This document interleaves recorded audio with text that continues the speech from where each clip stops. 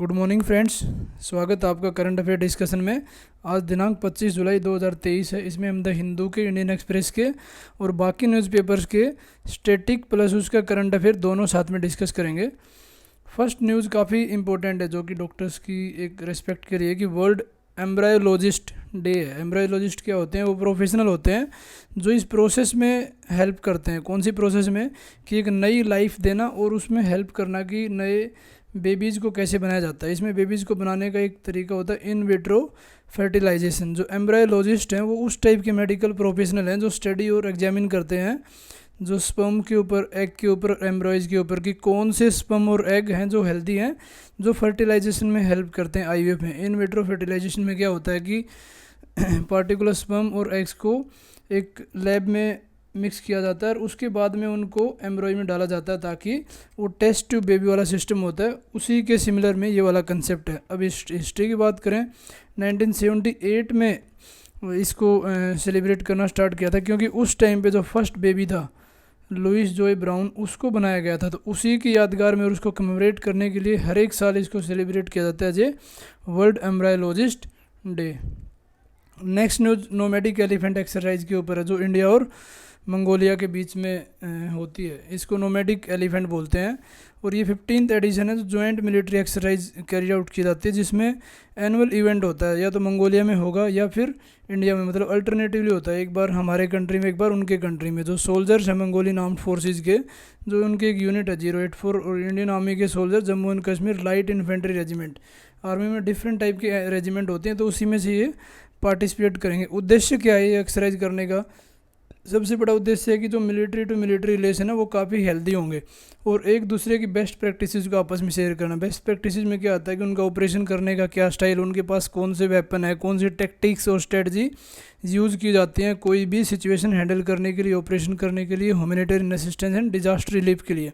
आपस में इंटरऑपरेबिलिटी कि जब भी ज़रूरत पड़े कोई हेल्प करनी, फॉर एग्जांपल जब सुनामी आई थी श्रीलंका में 2004 में, तो उस टाइम पे अगर कोई ह्यूमैनिटेरियन असिस्टेंस और डिजास्टर रिलीफ देनी है या कोविड-19 में वैक्सीन डिस्ट्रीब्यूशन करना है या कोई भी security related issue Indian ocean में करना है तो आपस में पता होना चाहिए कि इनका ऑपरेशन करने का तरीका कैसा है। आपस में बोन होमी मतलब एक अच्छी और स्ट्रॉन्ग हेल्दी रिलेशनशिप को बिल्ड करने के लिए, और फ्रेंडशिप बिटवीन द टू आर्मीज और टू कंट्रीज, ये अपने आप में एक स्ट्रेटजिक थिंग होती है। इसका प्राइमरी थीम क्या रहेगा? प्राइमरी थीम काउंटर टेररिज्म के ऊपर है कि क्योंकि टेररिस्ट एक्टिविटी बहुत सारे कंट्रीज़ में लगातार बढ़ रही हैं, जैसे अभी तालिबान का भी रूल आ गया अफ़गानिस्तान में और ISI और बाकी ग्रुप भी कंटिन्यूसली अटैक कर रहे हैं। तो CT exercise, counter terrorism exercise का मेन फोकस रहेगा specially in the mountainous region, क्योंकि UN का मैंडेट है कि जब भी आप काउंटर टेररिज्म एक्सरसाइज करोगे तो डिफरेंट टेरेन में उसको किया जाए ताकि जहाँ भी ज़रूरत पड़ेगी काउंटर टेररिस्ट एक्टिविटी करने की तो फोर्सेस उसके लिए तैयार रहेंगे। और इसमें क्या इंक्लूड है? इसमें इंडोरेंस ट्रेनिंग, मतलब फोर्सेस का और ज़्यादा इंडोरेंस बढ़ाना, उनकी रिफ्लेक्स फायरिंग, इस टाइप की फायरिंग की एकदम से वो फायर कर सकें, वेट ना करना पड़े। रूम इंटरवेंशन, जैसे 26/11 में आपने देखा कि रूम इंटरवेंशन मतलब आतंकवादी पहले से ही कमरे में छिपा हुआ था होटल में और उसको अगर रूम के अंदर घुस के मारना है तो उस टाइप की ड्रिल्स आपको पहले से करनी पड़ेगी। रॉक क्राफ्ट, किसी बिल्डिंग से उतरना पड़ सकता है, किसी पहाड़ी से उतरना पड़ सकता है, ये सारी चीज़ें इस एक्सरसाइज में इंक्लूड कर रखी हैं।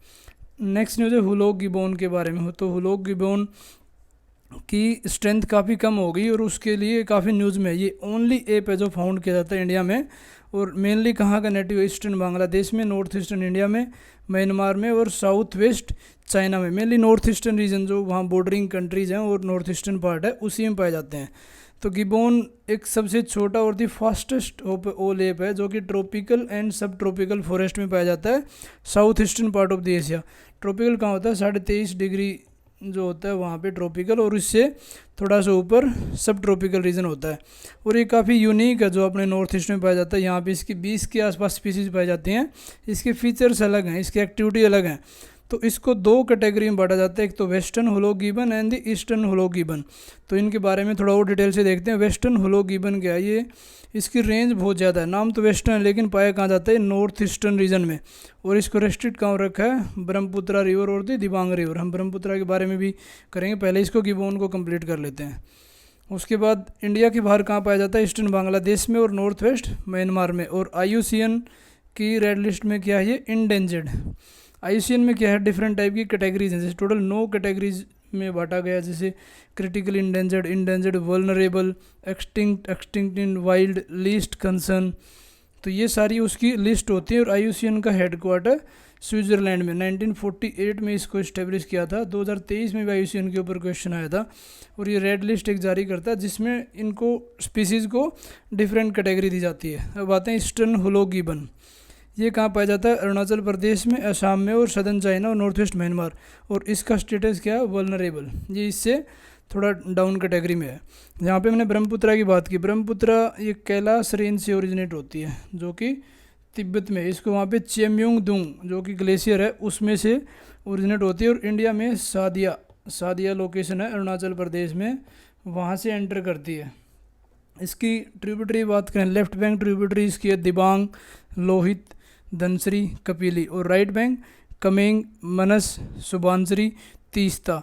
इसके डिफरेंट नाम जैसे यारलुंग सांगपो बोलते हैं, SNGPO, यारलुंग सांगपो ये तिब्बत में नाम है। दिहांग इसका अरुणाचल प्रदेश में नाम है। ब्रह्मपुत्रा असम में, इसको बांग्लादेश में जमुना बोलते हैं।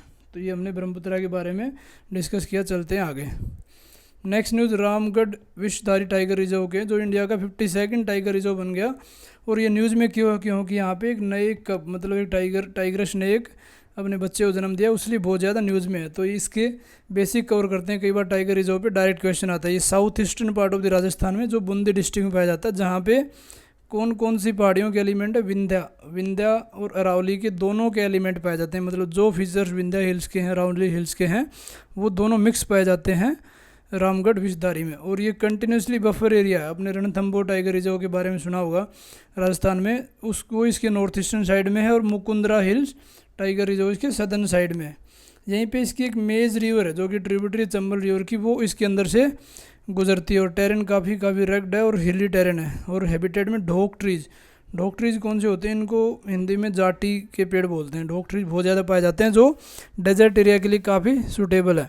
ये कौन सी टाइप का फॉरेस्ट है, ड्राई डेसिडस फॉरेस्ट, जहाँ पे बारिश बहुत कम होती है और उनके लीव झड़ जाते हैं जब भी पतझड़ का टाइम आता है। उसमें खैर हो गए, रोंज हो गए, गर्जन, सलेर, इंडियन घोस्ट ट्री, ये वाले ट्रीज वहाँ पे पाए जाते हैं। इसमें फोना कौन सी है, लेपर्ड है, स्लोथ बियर है, जंगल कैट, गोल्डन जयकाल, इंडियन है जो गोरोदी, हनुमान लंगूर, ये हनुमान लंगूर है। और साउथ में गोल्डन लंगूर भी पाया जाता है, उसका स्टेटस इंडेंजर्ड है। अब इसी में यहाँ पे चंबल रिवर की बात की थी कि चंबल रिवर की ट्रिब्यूटरी, तो चंबल रिवर के बारे में बात करते हैं। MP, मध्य प्रदेश, उत्तर प्रदेश और राजस्थान से पास होती है। ये विंध्या रेंज से गुजरती है। और ये सेकंड बिगेस्ट ट्रिब्यूटरी है किसकी, यमुना रिवर की। और इसकी ट्रिब्यूटरी कौन कौन सी है, एक तो होगी मेज रिवर होगी, उसके अलावा बनस, काली, सिंध, ये इसकी ट्रिब्यूटरी है। अब चंबल रिवर और किसके लिए फेमस है, चंबल रिवर है क्रोकोडाइल के लिए फेमस है। और क्रोकोडाइल की कौन कौन सी वैरायटी में पाई जाती है, होती है मगर जो कि वल्नरेबल है, घड़ियाल critically endangered and salt water least concern. एक बार रिपीट कर देता हूँ, मगर है वल्नरेबल, घड़ियाल critically endangered, salt water least concern. और इसके ऊपर कुछ डैम भी बने हुए हैं, डैम भी काफ़ी इजी याद करने के लिए। एक गांधी सागर डैम है, एक जवाहर सागर डैम है, राणा सागर डैम। और ये कियोलोडाओ नेशनल पार्क है जो कि रामसर का ही पार्ट है, वो भी चंबल रिवर के पास ही है। एक नेक्स्ट न्यूज़ है पायलट व्हेल, काफ़ी न्यूज़ में है क्योंकि एक 78 फीट लॉन्ग थी, उसको फरोए आइलैंड के पास में कहीं स्लोटर मतलब मार रखा था, उसी का न्यूज़ में है। और ये वन ऑफ द लार्जेस्ट है डॉल्फिन फैमिली की। डॉल्फिन फिश के बारे में आपने सुना होगा, उसी की सब स्पीसीज़ है। और they belong to dolphin family delphinidae. और इसकी 2 स्पीसीज़ हैं, एक शॉर्ट फिन होती है, जो फिन होती है ना मछली की, ये शॉर्ट फिन है, और दूसरी लंबे वाली फिन है। अब फरोए आइलैंड की बात करते हैं। इसकी लोकेशन का नॉर्वेन सी, जहाँ पे Scandinavian country Norway, Sweden, Finland, Denmark, इसके ऊपर ये फरोए आइलैंड की लोकेशन है जहाँ पे इनको स्लोटर पाया गया था। तो काफ़ी चौंकाने वाला इशू है ये। नेक्स्ट करते हैं अकीरा अटैक क्या है, जो इंडिया की कंप्यूटर इमरजेंसी रेस्पॉन्स टीम है, CERTIN बोलते हैं इसको, उसने वार्निंग की है कि एक नया रैंसमवेयर आ गया। रैंसमवेयर क्या होता है, इस टाइप का ये मालवेयर होता है जो कंप्यूटर या किसी सिस्टम में घुस जाता है और उसके बाद रैंसम मतलब डिमांड करता है ब्राइब, कि जब तक आप जो ये चाह रहा है इसको पे करना नहीं करोगे तो आपका सिस्टम हैक हो जाएगा, काम नहीं करेगा। काफ़ी एक मलिशियस मालवेयर जो डिज़ाइन करता है विंडो में भी और लाइनक्स भी। लाइनक्स को और सिक्योर माना जाता है, लेकिन उसमें भी इसको टारगेट कर रहा है और जितनी पर्सनल इन्फॉर्मेशन उनको चुरा लेता है, डाटा इनक्रिप्ट कर लेता है। और अल्टीमेट पर्पज़ इसका एक्सटॉर्शन ऑफ मनी है। अगर आप पैसा नहीं देते तो आपके डाटा को ये डार्क वेब में भेज देता है। डार्क वेब क्या होती है? 3 होती हैं। एक होता है सरफेस वेब, जो कि हम लोग सर्च इंजन वगैरह यूज़ करते हैं उसको, सरफेस जैसे गूगल पे जो किया। दूसरा होता है डीप वेब। डीप वेब में क्या होता है, जो जिसमें आपकी चीज़ें हैं उसके लिए पासवर्ड प्रोटेक्टेड है, जैसे आपका जीमेल हो गया, फेसबुक अकाउंट हो गया।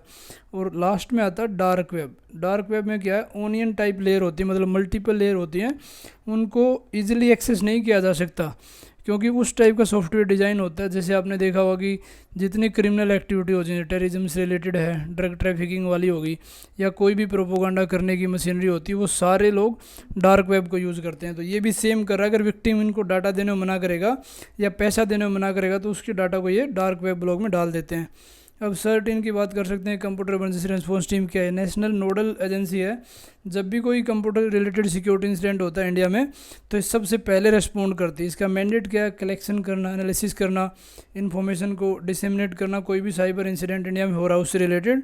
ये पहले फोरकास्ट और अलर्ट भी करता है जब भी इनको इंटेलिजेंस एजेंसी या इसके द्वारा कोई अगर पता चलता है कि यहाँ पे अटैक होने वाला है। थोड़े दिन पे एम्स में हुआ था, all India institute medical science में, और विदिन 2 डेज इन्होंने डाटा को वापस रिकवर कर दिया था। ये बाकी जितने साइबर इंसिडेंट होते हैं उनके साथ कोऑर्डिनेट करना, इमरजेंसी मेजर्स लेना, वो CERT-इन का काम है।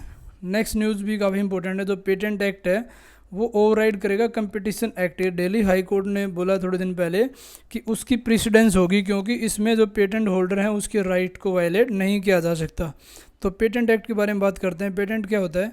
ये एक्सक्लूसिव राइट होता है। कोई भी इन्वेंशन या इनोवेशन किसी ने की, कोई नई चीज़ की है, फॉर एग्जांपल अभी कोविड-19 में किसी ने कोई मेडिसिन बना दी या कोई और उसने इनोवेशन किया, तो इंडिविजुअल का उसमें राइट हो जाता है और ये होल्डर को ये अथॉरिटी देता है कि उसको यूज़ करेगा, सेल करेगा और लाइसेंस देगा।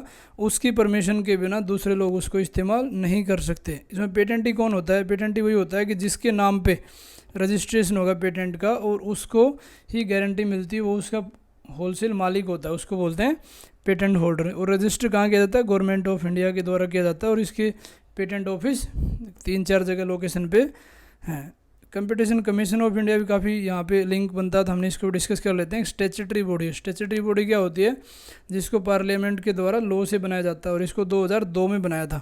इसने रिप्लेस किया था, एक था monopolies and restrictive trade practice, MRTP। ये इस टाइप की ट्रेड प्रैक्टिस थी जिसमें मेनली मोनोपोली थी पार्टिकुलर कंपनीज़ की और प्राइवेट सेक्टर को इसमें इंक्लूड नहीं किया जाता था।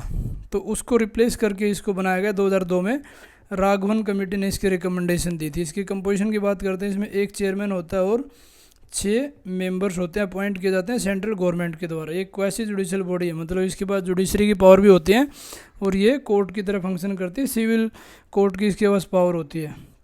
ये जो एंटी कॉम्पिटिटिव एग्रीमेंट होते हैं, जो भी चीज़ें जैसे 3 या 4 कंपनी हैं उनमें आपस में कोई एक कंपनी डोमिनेंट पोजीशन पे ना आए, वो अपनी पावर का मिसयूज़ ना करे, उसको रेगुलेट करने के लिए काम करती है ताकि इंडिया में कंपटीशन बना रहे। और इसी ने एक कॉम्पेट क्या है? Competition commission of India competition appellate tribunal establish किया था, लेकिन 2017 में इसको NCLT national company law appellate tribunal ने इसको रिप्लेस कर दिया था। तो ये था आज का हमारा करंट अफेयर डिस्कशन। इसकी PDF आपको डिस्क्रिप्शन बॉक्स में मिल जाएगी। और लेक्चर को ज़्यादा से ज़्यादा लाइक करें, शेयर करें, सब्सक्राइब करें। Thank you for watching.